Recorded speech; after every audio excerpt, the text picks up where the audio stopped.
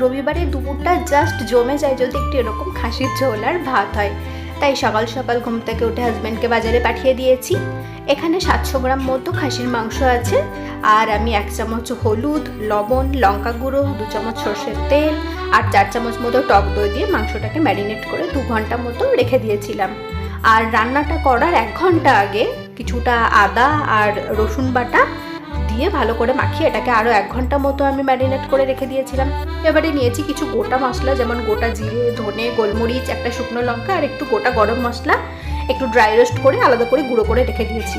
আর এখানে ওই 4টের মধ্যে একটু বড় সাইজের আলু লবণ আর হলুদ দিয়ে ডিপ ফ্রাই করে তুলে রেখে দিয়েছি।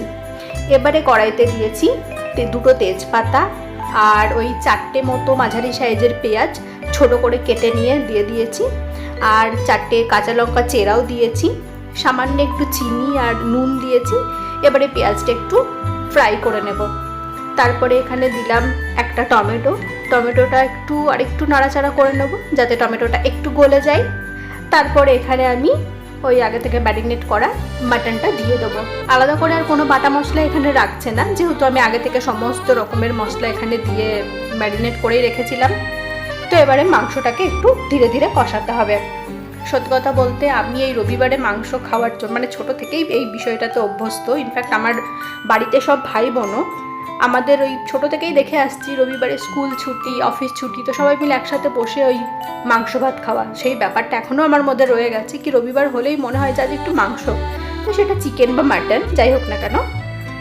এবারে এখানে ওই আগে থেকে গুঁড়ো মশলাটা আমি এখানে দিয়ে দিয়েছি, আর মাংস এখন কথা বলতে বলতে মাংসও কষানো হয়ে গিয়েছে।